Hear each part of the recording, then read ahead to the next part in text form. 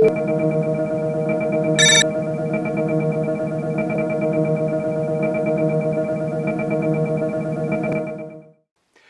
Mirror Season 4 is out now. It came out not too long ago, and I tried to delay it as long as I could, but watched one episode and, like potato chips, watched them all within a very fast amount of time. So there's nothing left now but to give my opinion on it.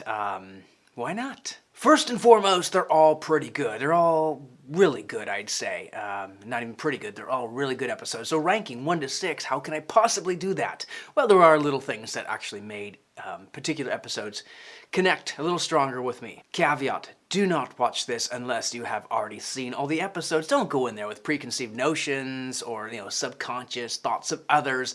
If you watch this before seeing the episodes, it's gonna be in your mind somewhere. For better or for worse, you'll fight against it or you'll agree with it, whatever the case. I'll try not to do any spoilers, but I am going to do a couple spoilers, so you do have to watch it first. I will warn you when there's spoilers coming, though, so I guess there's that. So, without further ado, let's get to the episodes. Number 6. Once again, they're all pretty good. Number 6, Black Museum. Black Museum was the last in the series, and it was one of those episodes that has a series of multiple episodes in one. So it's kind of cool because you're getting 3 episodes for the price of 1. That's what made it, well, let me just go over what I liked and didn't like about it. Liked is the multiple narration. I love when someone narrates something and takes you on a story back in time. That's just a great way to do an episode. I really like that aspect of it. It reminded me of the other one with the John Hamm. Back in 2014. That was another great episode, and again, this was great because of that. Again, all episodes are pretty good, even though this one's in 6th place for me. I like the embellishing humor. I like the little parts where he's telling the story but throwing in little things that she doesn't quite believe and calls him out on it. That kind of thing made it a little humorous, but it wasn't too heavy on the side of humor. What I didn't like the redundancy. I kind of felt the cookie thing. I've been there before. You keep using the same thing. It's supposed to be about technology, and granted that is the future of technology, but it keeps kind of seeing it repeated maybe a little too often. So I'd like to see something more original than keep having to go down that same path. Also, what I didn't like was something about DNA proving the innocence, and of course DNA can prove the innocence.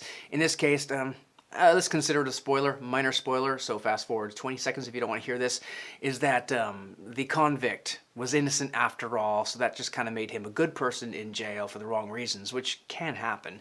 But it's a little more interesting when characters are bad, but you're treating them worse than you should for even a bad person. That's what kind of makes it the morality issue. That we lose that if he is truly innocent. Then it's just sad.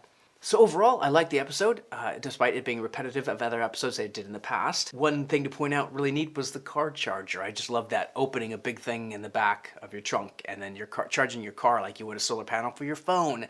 That was a neat part, although it occurred to me later, why not just make the roof of the car, bake that into the roof of the car somehow? I mean, then you're always charging. So, yeah, but this way, they wouldn't have been so neat as this way, because this way it was kind of a surprise at the gas station.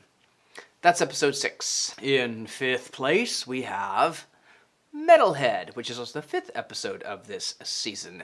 Metalhead, well, it had some interesting things about it. What I liked, the dogs. Well, it was mainly one dog, but the animation, I don't know if it was robotics or special effects or what they did to make that dog run, but it really worked. I really do like the dog part of it, and the chasing and the intelligence of it. That was like the Terminator as a dog. That was great. That is great. I like the suspense nature to it, the chase, the hunt. It reminded me of that old, oh gosh, 1970s, 1980s called the Duel, where there is a truck driver chasing after a car that's made him angry. You never really see the driver, maybe a little, but you kind of have that suspense that someone is trying to get away. That is big in a lot of movies, so it really works. It's tried and true. That part I really liked. What I didn't like is it didn't really deal with the moral issues too much. I mean, yes, you could make a dog. What if you make a dog that's autonomous, robotic, and it just starts killing people? But then again, that might have been the dog's job. We don't know that part. So the technological morality issues was kind of weak in this episode.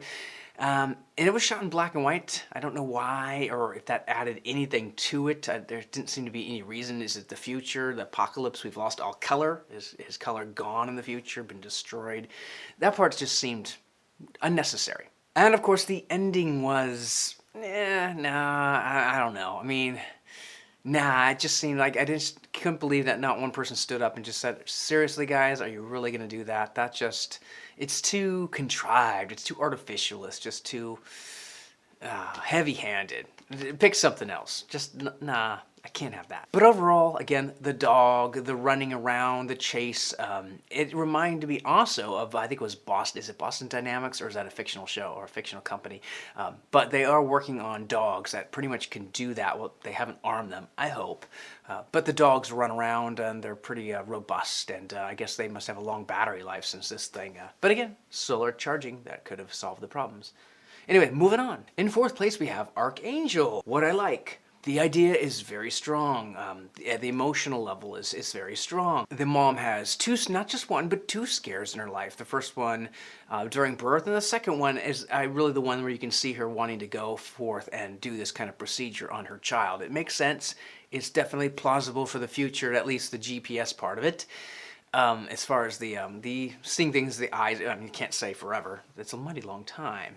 I liked a lot of things about this episode. What I didn't like, it was predictable. You kind of knew exactly where it was going and it was going to end up, almost to the point of the very ending. I applaud them for taking on this kind of an episode. I just don't know if it could have been done in a different way. That might have been better. So overall, I liked it. It was a good episode. It was, again, predictable, but I did like it. I noticed at the end, spoiler, let's just, fast forward a minute if you don't want the spoiler. When she's beating up Mom, the filter kind of got turned on, so that meant her rest, it looked like somehow, I saw her blurry face, that the rest of her life she's going to have to spend with that filter on. So every time, I mean, that could just mess her up. I can't ever see a violent movie, but I don't know what happens like when she's with her guy or a barking dog, whatever the problems are. She's been filtered from that unless she can somehow get this chip out. So we'll have to, that kind of is the tragedy of it all. The tragedy of technology. Number three also happens to be the third episode in the series called Crocodile. Crocodile. I'm not sure if I can kind of guess at a few things, but I'm really not sure of the name, why it's Crocodile. I probably missed something. What I liked, tension, suspense, boom, boom, boom. I mean, that really kind of like that escaping from a very bad person aspect of it. I kind of like that. That was a good part of it. Kind of rooting for her in some ways, up to a point. I was kind of rooting for her to keep going. Kind of identify, not that we're all killers, but identify was just someone trying to get out of a bad situation that's made mistakes. We've all made mistakes, but hopefully none of us have killed people. I like the antiquated tech. Funny how the futuristic tech is antiquated even in the futuristic terms, but it's just the fact that you can kind of barely get into someone's mind and barely see the memories. That was a kind of a cool part, and things popping up and having to try and hide your memories. All those aspects worked really well. What I didn't like, that last death, I don't know. That one was just kind of, like, it kind of went too far for not a good enough reason. That part really kind of bugged me. I just wasn't sure if I was going to like the episode at all after that. I just did not like seeing that happen. So overall, it was a tough call. I wanted to rate this one higher, but that last death kind of bugged me. But it was a fun kind of escape the killer type episode. And I was thinking of one thing when I was thinking, why do we have to have such gruesome deaths like that, especially when children are involved?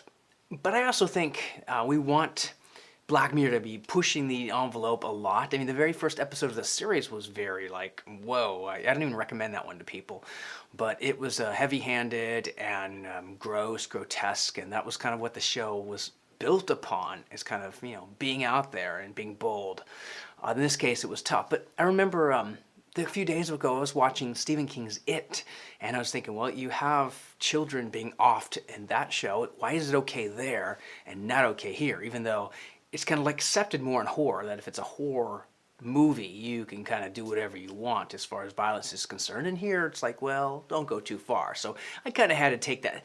Again, the episode, one of the things that makes it work is that I'm still dealing with these things, and maybe if I talk to people about it, we're both dealing with these things and trying to kind of come to a conclusion of what's right and what's wrong, or good and bad, or all those kind of things. And that's kind of what the thing is about. Oh, and finally, one thing that I guess is another no-like, but it would have made it difficult, and I love the fact they're using more international, it being from other countries. Of course, it's British to a large degree, but they're using a lot of people from different countries speaking English, but the accents can be so heavy that, and I'm kind of guilty of this myself sometimes, so heavy that you can't understand them. You have to put on the subtitles, and you have to do stuff like that. That kind of made it difficult. It's like I think I was watching the subtitles in French and I had to switch from French to English because now I actually do really need to know every word they're saying. Oh, and finally, she and part of her alibi was to play the movie at the hotel. She went away to take care of business, and she's making phone calls. And come on, in the future, you don't know that if you have a call, they can track the GPS of the location at a particular time. So they could have said, hey, at this time, you were using your phone out at the gravel pits or wherever she went. So that was kind of like, but kind of neat that they left it in there. But I was just wondering, did anyone realize that or think about that? Okay, coming in number 2 is actually episode number... It's actually number 1, the USS Callister, and you're thinking, no way, come on, that's the best one in this series, and it almost was. It was so close. I really wanted that one to be number 1 because it checks almost all the boxes of what makes a great Black Mirror episode. It just was so close. I wanted that one to be, but there was one, you probably know it now, that topped it. But let's go over what I liked and didn't like about USS Callister. The humor, it was so funny at times. They put in some good jokes and some good expressions, and they just had a good balance of, I mean, they were higher than most episodes, but the humor and the creativity and the parody of Star Trek or even Orville, which is, parody of it in itself. The acting was great, just all the casting was perfect. But there are other things too that made it work so well. There was sort of that shifting dynamics, so we call it like a character arc or dynamic characters that have a transition from being one way to another way, and like kind of good to bad or bad to good or a little bit of each, and it just kind of shifted as you kind of saw someone that you thought was kind of good become bad, and some people that weren't too good become good, and all that was really well done. That part of it was great, as you can kind of watch that, and you don't really know who to root for at that point. And for me, there's nothing wrong with a happy ending, although if you do some research, the director suggests, or it was the writer suggests, it might not be as happy as you think, because there's something you have to consider. But for me, hey, I don't care if it's a happy ending or not. I mean, it wasn't happy for everybody, right? Come on. So if I had to name something I didn't like, I guess I would say the ending. I don't know. I mean, I did actually, overall I liked the ending, but there was a little aspect of it is just the main character. You wonder, okay, you know what happens to the character, but what happens to the not the actor, but the person behind it in real life, IRL part of it. What happened to him? I mean, I don't know. I don't want to spoil anything here. Well, you shouldn't be watching this if you're, haven't watched it yet. But does he starve to death, or I don't know? Does someone discover him, or actually would thirst to death first, or does his mind come back? There's a lot of unanswered questions in that. Overall, I loved it. I mean, and again, the pickiness of that ending is just, we kind of expect too much, or we're used to too much. We're kind of spoon-fed too much of the story in most of our Western films, and well, even in some films like I've seen a lot of French films that really don't. To get to a certain point, you kind of know what you need to know, the climax, a little bit of denouement, and then boom, you're done. You got to fill in the rest of the blanks. Okay, what happened to him? What happened to her? What do they all do? So in a lot of our films, we just expect, you're telling me a story. I need you to go exactly to the very, very, very finish line. And other types of films, they say, nope, you figured it out. So we can kind of guess what happened, but kind of, I think, our demands. You must tell me story. We want them to finish the story all the way up to the very end. But again, so good. Jesse Plemons was great. I mean, I thought it was Matt Damon at first. They look so, have some similarities about them. Just well, and the way he talked when he was the captain, welcome to the ship, Cole. He had that great voice for it when he kind of shifted over, and his acting as kind of like being bullied in the real life, but now he becomes a bully. All that was great. He did a great job.